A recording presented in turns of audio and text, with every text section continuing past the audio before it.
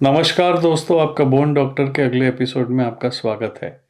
आज हम बात करेंगे इन्फेंटाइल टिबिया वारा के बारे में, जिसे ब्लाउंस डिजीज भी कहते हैं। तो ये एक प्रोग्रेसिव डिफॉर्मिटी होती है जहां नी में वारस डिफॉर्मिटी होती है, लेकिन ये डिफॉर्मिटी सेंटर होती है अपर एंड टिबिया पे। ये बच्चों में देखी गई है 2 से 5 साल की उम्र में। तो डायग्नोसिस सस्पेक्ट होता है क्लिनिकली, बच्चे के नी में वारम होता है, फ्लेक्शन और इंटरनल रोटेशन डिफॉर्मिटी होती है।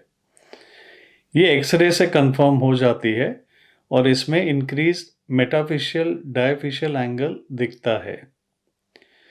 तो ट्रीटमेंट होती है ब्रेसिंग से सर्जरी तक, डिपेंड करता है पेशेंट की एज पे, डिफॉर्मिटी कितनी सीवियर है और एपिफिशियल ग्रोथ प्लेट पे फाइशियल बार है कि नहीं, जो ये डिफॉर्मिटी इंक्रीज कर रहा है।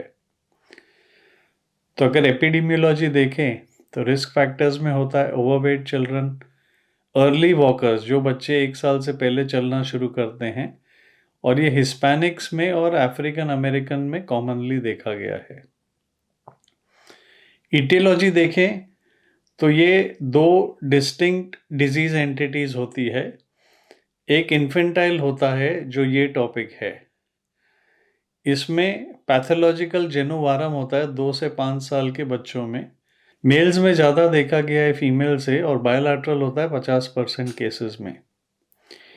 एडोलेसेंट ब्लाउंस डिजीज जो होता है वो बच्चों में देखा गया 10 साल की उम्र के बाद।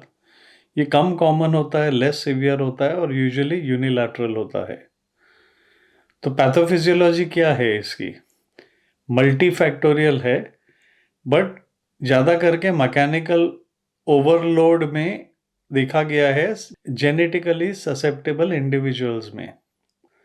एक्सेसिव मीडियल प्रेशर प्रोड्यूस होता है और ऑस्टियोकॉन्ड्राइटिस हो जाता है मीडियल प्रॉक्सिमल टिबियल फाइसिस और एपिफिसिस का। तो ऑस्टियोकॉन्ड्रोसिस जो होता है ये प्रोग्रेस हो सकता है टू अ फाइशियल बार, फिर डिफॉर्मिटी और बढ़ती है। तो एनाटॉमी देखें अगर, तो जेनुवारम जो होता है बो लेग्स, ये एक नॉर्मल फिजियोलॉजिकल प्रोसेस होता है बच्चों में। फिजियोलॉजिक जेनुवारम जो होता है या बो लेग, ये नॉर्मल होता है बच्चों में 2 साल की कम के उम्र में, और ये न्यूट्रल हो जाता है 14 महीने तक, और फिर कंटिन्यू होता है और पीक होता है जेनु वाल्गम में knock knees at 3 years of age. Genu valgum फिर माइग्रेट बैक करता है टू नॉर्मल फिजियोलॉजिकल वाल्गस 7 साल की उम्र में। तो ये नॉर्मल साइकिल होता है बच्चों में। तो ब्लाउंस डिजीज की अगर क्लासिफिकेशन देखें तो लैंगेंस्की और क्लासिफिकेशन फॉलो होती है।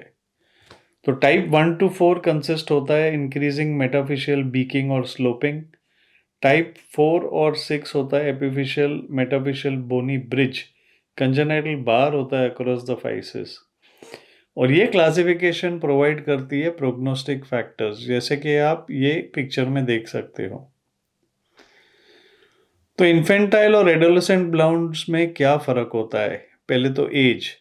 इन्फेंटाइल 2 से 5 साल के बच्चों में होता है, एडोलेसेंट 10 साल से ज़्यादा की उम्र में होता है।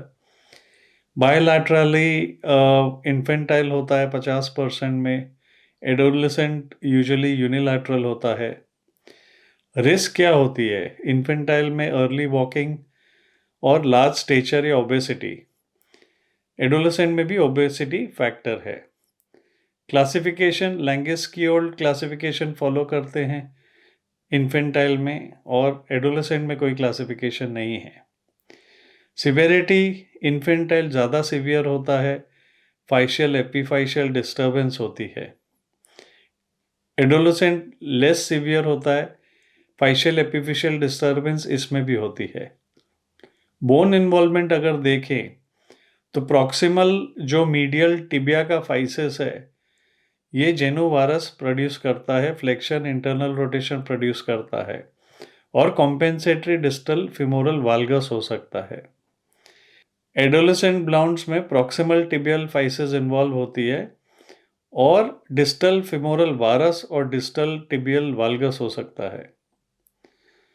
नेचुरल हिस्ट्री देखें तो सेल्फ लिमिटिंग होता है इन्फेंटाइल, स्टेज 2 और 4 स्पॉन्टेनियस रेजोल्यूशन कर सकता है। जो एडोलेसेंट होता है वो प्रोग्रेसिव होता है, स्पॉन्टेनियसली रिजॉल्व नहीं होता, तो ब्रेसिंग इसमें काम नहीं करती है। ट्रीटमेंट बच्चों में इन्फेंटाइल में ब्रेसिंग और सर्जरी है और एडोलेसेंट में सर्जरी ओनली। तो प्रेजेंटेशन कैसे होती है? बच्चे का नी देखें तो जेनु वारम होता है, फ्लेक्शन होता है और इंटरनल रोटेशन डिफॉर्मिटी होता है। यूजुअली बायलैटरल देखा गया 50% बच्चों में, और इसमें पॉजिटिव कवर अप टेस्ट देखा गया है, जैसे कि आप इस पिक्चर में देख सकते हो। ये क्वालिटेटिवली असेस करता है अलाइनमेंट का proximal portion of the shank या लोअर लेग का रिलेटिव टू द थाई और अपर लेग।